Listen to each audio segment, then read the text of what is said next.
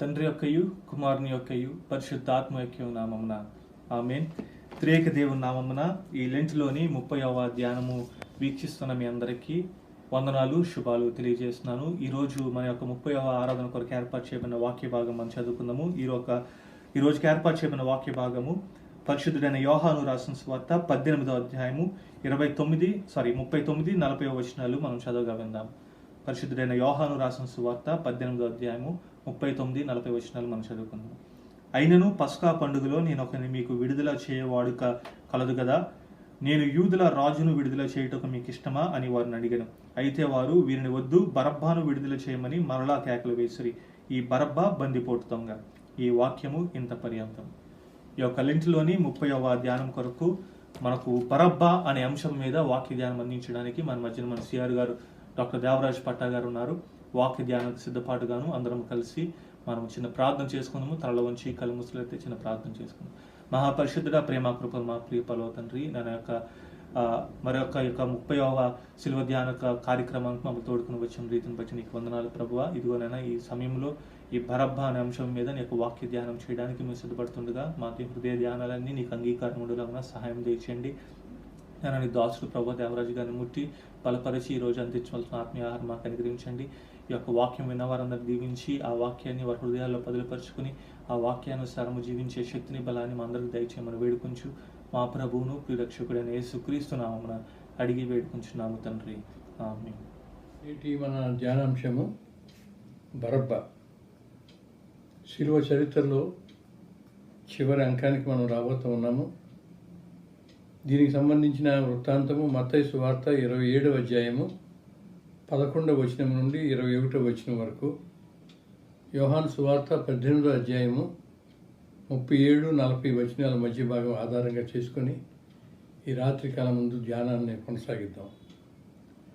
పస్కా పండుగ సందర్భంలో ఒక ఖైదీని విడుదల చేయడం అనేది రోమా ప్రభుత్వం యూదుల పట్ల చూపే ఒక ప్రేమ కార్యం.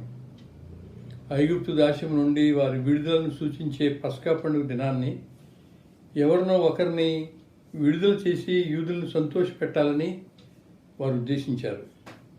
ఇలా చేయమని గ్రంథంలో రాయబడలేదు, కానీ ఒక ఖైదీ నేరాన్ని కానీ పశ్చాత్తాపాన్ని కానీ పరిగణలోకి తీసుకోకుండా నేరస్తుని విడుదల చేయడం అనేది సమాజానికి చేటుగా కూడా ఆ దినాల్లో ఉండేది.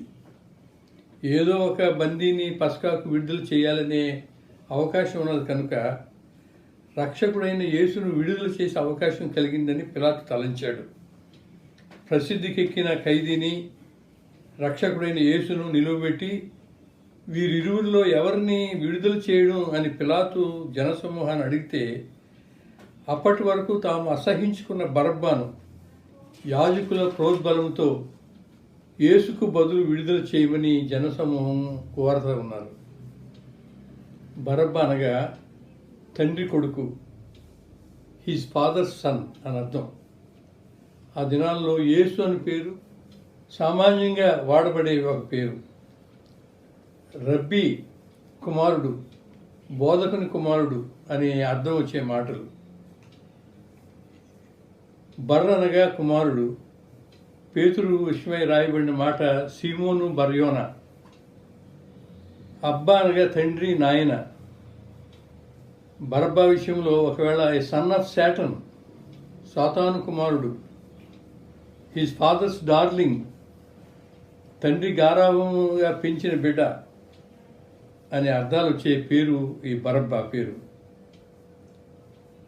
ఈ బరబ్బా గురించి సువార్తికులు రాసిన మాటలు మనం గమనిస్తే, మత్తయి సువార్త 27వ అధ్యాయం 16వ వచనంలో ప్రసిద్ధుడైన ఖైదీ అని రాయబడింది. మార్కు సువార్త 15వ అధ్యాయం 7వ వచనంలో అధికారులను ఎదిరించి కలహంలో నరహత్య చేసిన వాడు అని రాయబడింది. లూకా సువార్త 23వ అధ్యాయము 19వ వచనం చూస్తే పట్టణంలో జరిగిన అల్లరి నిమిత్తము, నరహత్య నిమిత్తము చెరసాలలో ఉన్నవాడు అని రాయబడింది.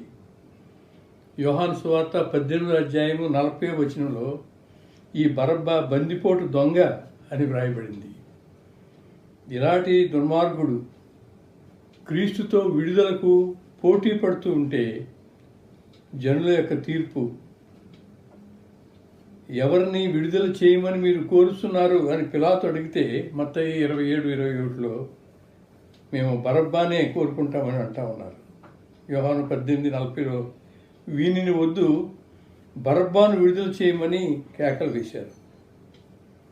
లూకా 23:18లో వీనిని చంపివేసి మాకు బరబ్బాను విడుదల చేయము. ఎంత భయంకరమైన పరిస్థితి!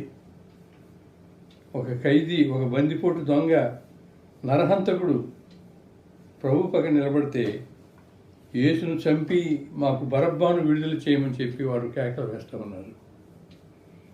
ఈ వాక్య భాగము ప్రతి సంవత్సరము మనము ఆలోచన చేసేదే.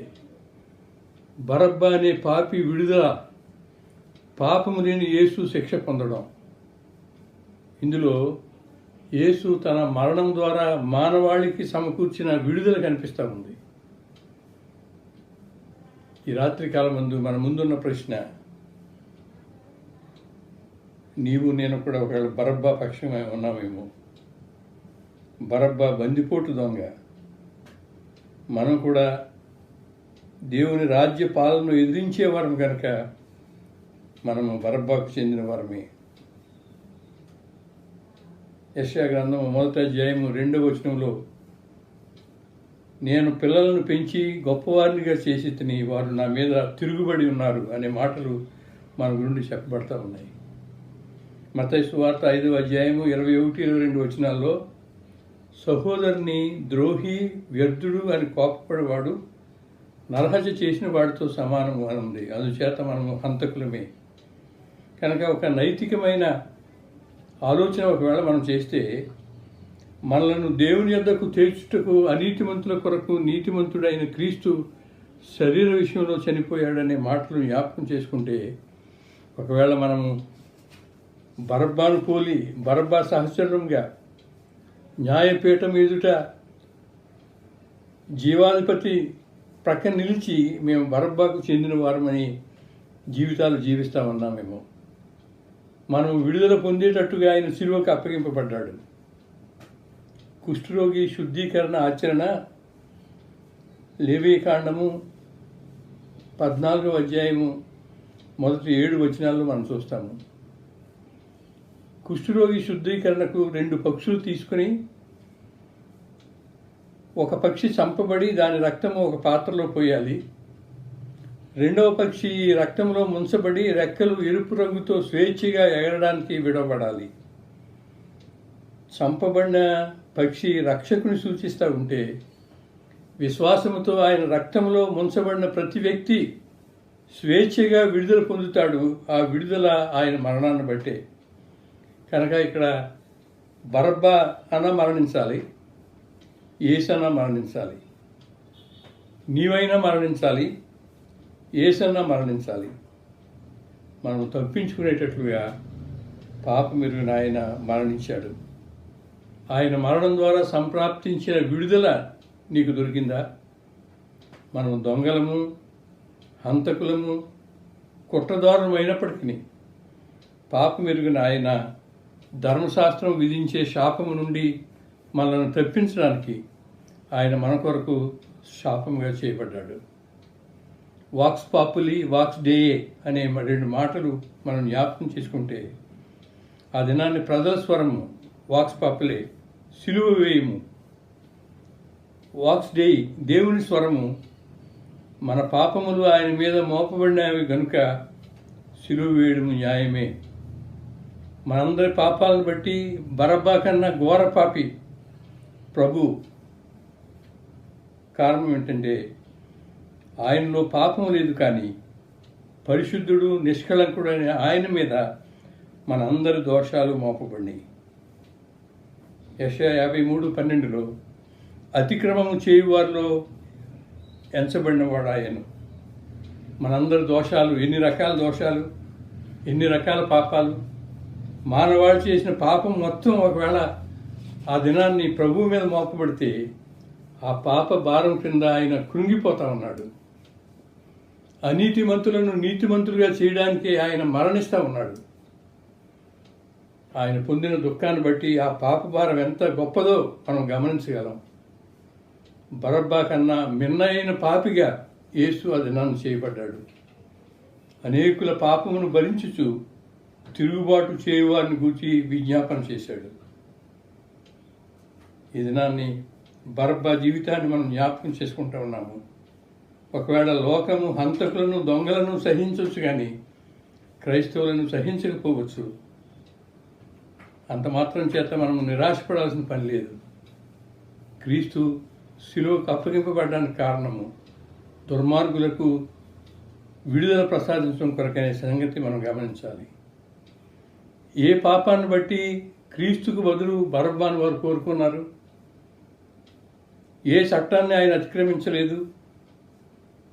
లోక సంబంధమైన అనేక ఆశీర్వాదాలు వారికి దయచేశాడు. ఉన్నతమైన ఉపదేశాలు ఆయన ఉపదేశించాడు. సంపూర్ణమైన పరిచర్య వారికి జరిగించి అన్ని విధాల మంచిగా మేలు చేస్తూ సంచరించాడు. దీనిలో ఏ కారణాన్ని బట్టి బరబ్బాను విడుదల చేసి క్రీస్తును సిలువ వేయమని వారు కేకలు వేశారు. మత్తయి 27:23లో అధిపతి అడుగుతా ఉన్నాడు, ఎందుకు ఇతడు ఏ దుష్కార్యం చేసినని అడుగుగా వారు సిలువ వేయమని మరి ఎక్కువగా కేకలు వేశారు. యేసుని సిలువకు అప్పగించడానికి, బరబ్బాను విడుదల చేయమనడానికి అసలైన కారణము మంచి పట్ల మానవునికున్న ద్వేషభావం. ప్రధాన యాజకులు పెద్దలు జనులను ప్రేరేపించారు, వీనిని వద్దు, బరబ్బాను విడుదల చేయము. బరబ్బా పేరును ఉచ్చరిస్తున్న జనసమూహము యేసును ఉద్దేశించి వీనిని అని అంటూ ఉంటే, ఒకవేళ మానవ ఊహ ఎంత భయంకరమైందో మనకు కనబడతా ఉంది. క్రీస్తుకు బదులు బరబ్బాను కోరుకోవడం అనేది ఈ దినం కూడా కొనసాగుతున్న పాపమే. రోమా 1వ అధ్యాయంలో సామాజిక పరిస్థితి మనం చూస్తే దుర్నీతి, అపవిత్రత, తుచ్చమైన అభిలాషలు ఇవి పాటించలేని వారిని శిక్షించలేదు, కానీ యేసును వెంబడించే వారిని హింసించిన పరిస్థితులు ఉన్నాయి. ఆ దినాన్ని మత సంస్కరణకు ముందు క్రీస్తుకు బదులు పేపల్ సిస్టమ్ ఉంది. ఈ దినాన్ని క్రైస్తవులు క్రీస్తుకు బదులుగా ఆచార వ్యవహారాల్లో కొట్టుమిట్టాడుతూ ఉన్నారు. మనము క్రీస్తు సహవాసానికి బదులు లోక సహవాసాన్ని కోరుకోవడం అనే పాపంలో ఉన్నాము. ఈ రాత్రి కాలమందు క్రీస్తుకు బదులు బరబ్బాను కోరుకునే పరిస్థితిలో మనం ఉన్నామని చెప్పడానికి కారణం ఏంటంటే, మనం సమయము ఎలాంటి వారితో గడుపుతూ ఉన్నాము, మనం ఎలాంటి సాహిత్యాన్ని చదువుతూ ఉన్నాము, మనం ఎలాంటి టీవీ ఛానల్స్ వీక్షిస్తూ ఉన్నాము, మన ఆశయాలు, మన బిడ్డల పట్ల మనకున్న ఉద్దేశాలు ఏమై ఉన్నవి, ఇవన్నీ మనం ఆలోచన చేస్తే ఇక్కడ ఉన్న అనేకులము క్రీస్తుకు బదులు బరబ్బాను కోరుకునేవారమే. త్రాగుడు వంటి వ్యసనాలకు బానిసలైన వారు యేసుకు బదులు ఆ అలవాటుకే ప్రాధాన్యత ఇస్తూ ఉన్నారు. శరీరాశ, నేత్రాశ, జీవపు డంబము కోరుకుంటూ క్రీస్తును తిరస్కరిస్తూ ఉన్నారు. లాభాపేక్ష ఒక ప్రక్కన, క్రీస్తు మరొక పక్కన. ధనాపేక్ష ఒక ప్రక్కన, క్రీస్తు మరొక పక్కన. ఒకవేళ ఈ ఎంపికలో ఆ దినాన్ని వారు ఏ విధంగా బరబ్బాను విడుదల చేయమని కేకలు వేశారో, మనం కూడా ఈ పాపం ఉంచుకుంటూ క్రీస్తుని సిలువకు అప్పగిస్తూ ఉన్నామేమో. ఎందుకు క్రీస్తును తృణీకరించుతున్నాము? ఈ దినాన్ని మనం సజీవులుగా ఉండడం అనేది ఆయన కృప. దేవుడు నిన్ను నరికివేయడానికి తన గొడ్డల్ని పదును పెట్టగా ఆయన చెప్పే మాట, అయ్యా నేను దాని చుట్టూ త్రవ్వి ఎరువు వేయ మట్టుకు ఈ సంవత్సరం కూడా ఉండనిమ్ము. ఆయన కనికిరాన్ని బట్టి నేడు సజీవుడిగా ఈ మాటలు వినగలిగిన స్థితి లేని ఎడల ఇప్పటికి నరకంలో ఉండవలసిన వాళ్ళమే. నిన్ను ఆశీర్వదించడానికి శాపముగా చేయబడిన క్రీస్తును కాదని మరి దేన్నైనా ఎలా కోరగలుగుతున్నాము? క్రీస్తును కోరుకున్న కఠినమైన జీవన విధానం అని చాలామంది తలస్తూ ఉంటారు, కానీ ఆయన కాడి తేలికైనది. మరి కొంతమంది తలంపు ఏమిటంటే, ఇవన్నీ నేను ఎరుగుదును, కానీ ప్రస్తుతానికి లోకంలో నేను మునిగి తేల్తానని అంటారు.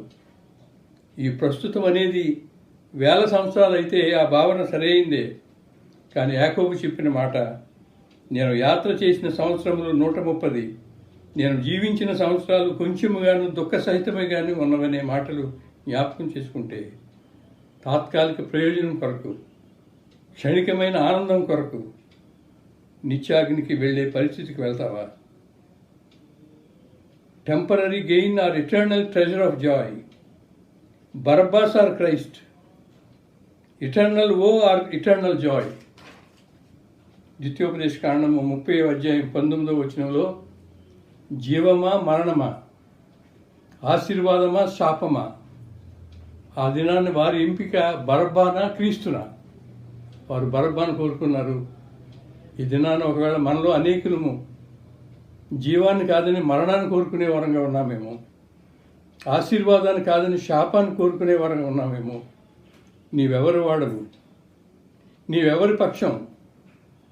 తటస్థులు లేరు, మధ్య మార్గం లేదు. అయితే క్రీస్తు లేక బెలియాలు. ఉంటే ప్రభుతో ఉండాలి, లేక ఆయన శత్రువులతో ఉండాలి. ఎంతమంది ఈ దినాన్ని ప్రభు పక్షాన ఉన్నారు? ఎంతమంది క్రీస్తు కొరకు జీవించేవారుగా ఉన్నారు? ఎవరు ఆయన శిలువను, రక్తాన్ని, సింహాసనాన్ని కోరుకుంటూ ఉన్నారు? క్రీస్తు పక్షంగా లేని వారు ఆయన విరోధులే. There is no neutrality. తటస్థమనే మార్గం లేదు, మధ్య మార్గం లేదు. అయితే బరబ్బాను కోరుకోవాలి, లేక క్రీస్తుని కోరుకోవాలి. అయితే సాతాను బిడ్డలుగా ఉండాలి, లేక దేవుని బిడ్డలుగా ఉండాలి. అయితే సిలువను తృణీకరించే వారంగా, సిలువను గూర్చిన వార్త వెర్రితనంగా ఇచ్చే వారంగా ఉండాలి, లేక సిలువను గూర్చిన వార్త దేవుని శక్తి అని బలపడే వారంగా ఉండాలి. ఎంపిక నీది. నరుని హృదయం బాల్యం నుండి చెడ్డది, అందుచేత చెడునే కోరుకునే ప్రయత్నాల్లో అధికులు ఉంటారని చెప్పి నేను నమ్ముతా ఉన్నాను. ప్రభు రక్తం చేత కడగబడిన మనము పాపులము పరిశుద్ధులుగా చేయబడతా ఉంటే ఆ శిలువ కార్యాన్ని మనం అంగీకరిద్దాము. ఆ దినాన్ని బరబ్బా స్వేచ్ఛగా బయటకు వెళ్ళిపోవడానికి కారణము ప్రభు శిలువకి ఎక్కడమే. శిక్షార్హులమైన మనము, మరణానికి అప్పగింపబడవలసిన మనము ఈ దినాన్ని స్వేచ్ఛగా దేవుని ప్రియబిడ్డలుగా ఈ లోకంలో ఆశీర్వదింపబడతా ఉన్నామంటే బరబ్బా స్థానంలో ఆయన ఏ విధంగా మరణించాడో మన స్థానంలో ఆయన మరణించాడు. మన పాప శిక్ష అనుభవించాడు. పాప అధికారం నుంచి మనల్ని విడుదల ప్రసాదించాడు. మనల్ని పరిశుద్ధులుగా చేశాడు. యెహోషువ ఏ విధంగా ఒక తీర్మానానికి వచ్చి నేను నా కుటుంబము యెహోవాను సేవిస్తామని తీర్మానం చేశాడు. మనం కూడా బరబ్బాను, ఈ లోకాన్ని, ఈ చెడుతనాన్ని, ఈ అపవాది క్రియలను మేము పక్కన పెట్టి యేసు ప్రభువుకి సమీపస్తులుగా, యేసు ప్రభు యొక్క బిడలుగా జీవించడానికి తీర్మానం చేసుకున్నామని ఈ రాత్రికాలం ముందు ప్రభునందు విశ్వాసం ఉంచుదాము. రక్షణ పొందుకుందాము. నిత్య నరకాగ్ని నుంచి తప్పింపబడి నిత్య సంతోషంలో ప్రవేశిద్దాము. అలాంటి గొప్ప కృప పరిశుద్ధాత్మ దేవుడు మనకు అనుగ్రహించును గాక. ఆమేన్. ప్రార్థన చేసుకున్నాం. మహాపరిశుద్ధుడ, ప్రేమ కృపను మా ప్రియ పరలోక తండ్రి, ఈ యొక్క లెంట్లోని 30వ ధ్యానంలో ప్రభువా మమ్మల్ని తీసుకొచ్చిన విధానం బట్టి నీకు వందనాలు. ఈ ధ్యానం చేసినంత సమయంలో నీ యొక్క కృప మాకు అనుగ్రహించిన రీతిని బట్టి నీకు వందనాలు ప్రభువా. ఇదిగోనైనా ఈరోజు నీ దాసుని బట్టి ప్రభువా బరబ్బా అనే అంశం మీద మాకు చక్కటి వర్తమానాన్ని అనుగ్రహించిన రీతిని బట్టి నీకు వందనాలు. వాక్య పరిచయం చేసిన నీ బిడ్డను ముట్టి ప్రభా బలపరిచి ఇంకనూ నీ యొక్క రాజ్యవ్యాప్తి కొరకు బహుగా వాడబడేలాగా సహాయం దయచేయమని వేడుకుంటున్నాము తండ్రి. ఇదిగో ప్రభా ఈ బరబ్బా జీవితంలో ప్రభా జరిగిన సంఘటనలు, లేకపోతే ఈ బరబ్బా క్రీస్తు మధ్య పిలాతు దగ్గర జరిగిన ఈ విచారణలో ప్రభా ఈ యొక్క సంఘటన బట్టి నేర్పించిన సంఘటన బట్టి నీకు వందనాలు. ఇదిగో ప్రభా నాన్న ఆనాడు యూదులు చేసిన తప్పే బహుశా మేము కూడా చేస్తున్నామో తండ్రి. నాన్న నిన్ను తృణీకరించి ప్రభా ఈ లోకానుసారమైన జీవితాన్ని మేము ఎంచుకుంటున్నాము. నిన్ను తృణీకరించి లోకానుసారమైన సుఖాలు మేము ఎంచుకుంటున్నాము ప్రభా. నన్ను తృణీకరించి మళ్ళీ ఆ పాపపు జీవితంలోనే, ఆ పాప బంధకాలంలోనే ప్రభా జీవించడానికి, మగ్గిపోవడానికి ప్రభా మేము ఎంచుకుంటున్నామో తండ్రి. ఇదిగో ప్రభా ఆ పెంట కుప్ప నుంచి మమ్మల్ని లేవనెత్తి తండ్రి నిన్ను హత్తుకునే ప్రభా ఆ యొక్క జ్ఞానాన్ని మాకు అనుగ్రహించండి ప్రభా. ఇదిగో నేను ఎన్నో తప్పుదాలు చేస్తున్నా తండ్రి. నీ శిలువ మరణం ద్వారా ప్రభా మమ్మల్ని దొంగల్లాంటి మమ్మల్ని, అనర్హులైన మమ్మల్ని ప్రభా నువ్వు రక్షిస్తున్నావు తండ్రి. ఆ బరబ్బాని ఏ రీతిగా నీ శిలువ మరణం ద్వారా రక్షించావో మమ్మల్ని కూడా అదే రక్షిస్తున్నావు. కానీ ప్రభా మనం తిరిగి అదే యూదుల్లాగా ప్రభా నేను తృణీకరిస్తూ ప్రభా అనేక మార్లు నేను సులువు వేస్తున్నాము తండ్రి. అనేక మార్లు మా తప్పిదాలను బట్టి, మా ఆలోచనలు బట్టి నేను సులువు వేస్తున్నాము ప్రభా. మమ్మల్ని క్షమించమని వేడుకుంటున్నాం తండ్రి. ఇదిగో ప్రభా నీ యొక్క జ్ఞానాన్ని మాకు అనుగ్రహించి నన్ను ఎన్నిసార్లు మమ్మల్ని నాయన మేము నీ సన్నిధానం నుంచి వెళ్ళిపోతున్నాను, ఏ రీతిగా మమ్మల్ని హత్తుకుంటున్నావో దాన్ని మేము గుర్తించి నేను అనుదినము నీ సన్నిధానంకి వచ్చి పాప క్షమాపణతో నీ మార్గంలో వెళ్ళే శక్తిని, బలాన్ని మాకు అనుగ్రహించండి. అనుదినము ప్రభువా ఉన్న చాయిసెస్లో నిన్ను ఎంచుకునే ఆ జ్ఞానాన్ని మాకు అనుగ్రహించమని వేడుకుంటున్నాము తండ్రి. ఇదిగో ప్రభువా, లోకమంతా ఆతలాకుతలం అయిపోయిన పరిస్థితుల్లో మేము ఉంటున్నాము తండ్రి. అనేక మంది మరణించే పరిస్థితిలో ఉన్నారు ప్రభువా, వారందరినీ మీ చేతికి అప్పగిస్తున్న కాల్చుకోండి. ఈరోజు పరిస్థితుల్లో ప్రభువా, ఈ సిలువ ధ్యానాలలో తండ్రి, ఇటు ఉన్న పరిస్థితుల్లో ప్రభువా ఎవరిని ఎంచుకోవాలన్న ఆలోచన మేము ఉంటే తండ్రి ప్రభు, ఈ చివరి దినాల్లో నిన్ను ఎంచుకునే ఆ శక్తిని, జ్ఞానాన్ని మాకు అనుగ్రహించండి. ప్రభువా, బాధపడుతున్న వారి గురించి ప్రార్థన చేస్తున్నాం, వారిని యొక్క సహాయం అనుగ్రహించండి, ఒక ఆత్మస్థైర్యం అనుగ్రహించి నీ ధైర్యంతో ప్రభువా వారు ఎదుర్కొంటున్న ఒక శోధనలు కానీ ప్రతి సవాళ్ళు కానీ అధిగమించే బలాన్ని వారికి అనుగ్రహించి మనం వేడుకుంటున్నాం. ఇదిగో తండ్రి, ఈ కరోనా వైరస్ను మీ చేతికి అప్పగిస్తున్నాం తండ్రి. నీ చిత్తానుసారంగా వాటిని కట్టడి చేయమని వేడుకుంటున్నాం ప్రభా. అనేక మంది అనేక మాటలు మాట్లాడుతున్నారు ప్రభా. ఇదిగో తండ్రి, అన్నీ ఎరిగిన వాడు, మా ప్రార్థనలు మీరు ఆలకించండి తండ్రి. మా ప్రార్థనలు మీరు ఆలకించి ప్రభువా ప్రతిదీ మీ యొక్క ఆదిని ఉంచుకోమని వేడుకుంటున్నాం. ప్రతి గవర్నమెంట్స్ని మీ చేతికి అప్పగిస్తున్నాం, ప్రతి ఒక్క రాజ్యాన్ని మీ చేతికి అప్పగిస్తున్నాము తండ్రి. ఇదిగో ప్రభువా, వారిని యొక్క సాధనాలను అనుగ్రహించి నీ యొక్క జ్ఞానముతో, నీ యొక్క వనరులతో ప్రభువా నాయన ప్రతి దేశము ప్రభువా నీ యొక్క ఆజ్ఞ నుండిలాగా వారి యొక్క జ్ఞానం అనుగ్రహించి మనం వేడుకుంటున్నాము. ప్రతిదీ నిర్మూలించే రీతిగా ప్రభువా వారికి వనరులు దయచేయమని వేడుకుంటున్నాము తండ్రి. వారికి సహకరిస్తున్న వారందరినీ దీవించి ఆశ్రయించండి ప్రభువా. ఇదిగో తండ్రి, నీ యొక్క వాక్యం విన్న ప్రతి ఒక్కరిని దీవించండి. ఈ యొక్క కార్యక్రమంలో పాల్గొన్న వారందరినీ దీవించి మనం వేడుకుంటున్నాం. మరొకసారి నేను నిశ్చితమైతే ఇదే రీతిగా నీ పాస్ ఎందుకు వచ్చి నేను ఆరాధించి నీ యొక్క వాక్యాన్ని ధ్యానించే భాగ్యము మా అందరికీ దయచేయమని వేడుకుంటూ మా ప్రభువును ప్రియరక్షకుడైన యేసుక్రీస్తు నామమున అడిగి వేడుకుంటున్నాము తండ్రి, ఆమేన్. పరలోకమందున మా తండ్రి, నీ నామం పరిశుద్ధపరచబడిన గాక, నీ రాజ్యం వచ్చిన గాక, నీ చిత్తం పరలోకమందు నెరవేరినట్లు భూమి మీద నెరవేరును గాక.